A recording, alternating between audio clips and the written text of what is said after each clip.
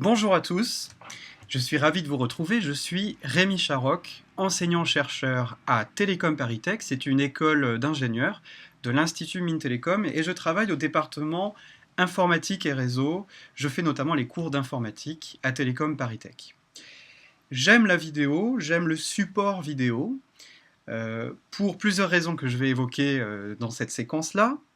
Mais avant de rentrer dans le vif du sujet, je voudrais vous montrer dans quelle situation je suis actuellement. Je suis face à mon ordinateur qui a une webcam intégrée, juste ici.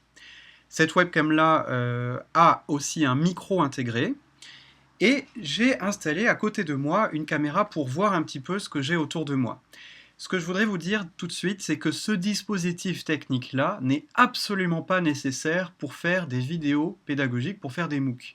Et d'ailleurs, on va voir en détail que la qualité pédagogique, la qualité d'un cours ne dépend pas du tout, en tout cas c'est mon opinion, ne dépend pas du dispositif technique. Regardez ici du coup, je suis dans mon bureau et j'ai mis derrière moi un fond vert qui me permet de faire ce qu'on appelle de l'incrustation. J'ai mis également des lampes face à moi pour avoir un meilleur éclairage et pour que vous puissiez me voir avec une meilleure qualité. En réalité, le dispositif technique que j'ai autour de moi va permettre d'améliorer la qualité de la forme, mais pas la qualité du fond. Bien sûr, ça paraît simple à dire, mais c'est ce que je veux vous démontrer. On va pouvoir faire des choses très bien avec peu de moyens. Moi, ici, je me suis agrémenté de dispositifs techniques qui, finalement, ne me perturbent pas trop, puisque j'ai l'habitude de parler face à une caméra. Je l'ai beaucoup fait auparavant et j'ai fait des vidéos. C'est pas du tout le cas quand on met une personne qui n'a jamais parlé face caméra, il va être complètement perturbé. Donc en fait, dans cette séquence, on va se poser des questions par rapport à la perturbation que peut engendrer la vidéo et le dispositif technique par rapport à celui qui est face à la caméra. On va se poser les questions des avantages de la vidéo par rapport au texte, par rapport au format audio, par rapport aux images, par rapport au schéma. On va voir aussi les propriétés intrinsèques de la vidéo et si ces propriétés sont plutôt à son avantage ou si c'est plutôt un inconvénient dans certains cas.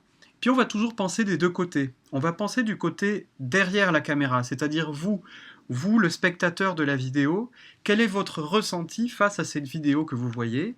Et on va surtout se placer, et ça on le fait moins, du côté face caméra, c'est-à-dire du côté du producteur de la vidéo.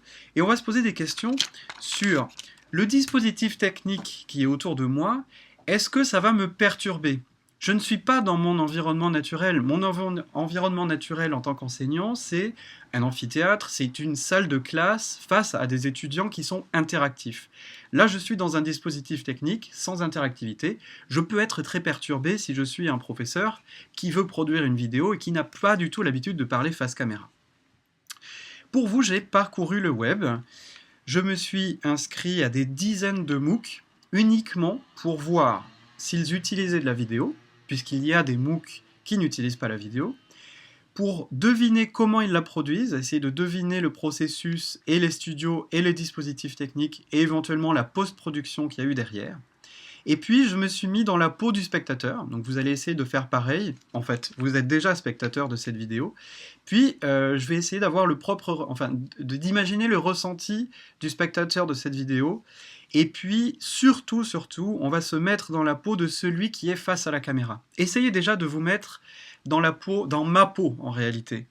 Est-ce que je me sens perturbé par rapport à tout ce dispositif ? Je vous laisse deviner. En tout cas, toutes ces questions-là, c'est ce qu'on va voir dans les prochaines vidéos. Et je vais vous montrer un panel de vidéos. Ça va être très créatif. On va voir des choses qui sont faites avec des bouts de papier, des stylos de manière très simple et qui fonctionnent bien. On va voir des vidéos qui utilisent vraiment des milliers d'euros style hollywoodien. Pour quel résultat pédagogique ? C'est aussi les questions que l'on va se poser. Je vous souhaite bienvenue dans ma séquence « Les vidéos pédagogiques pour des MOOC ou pas ».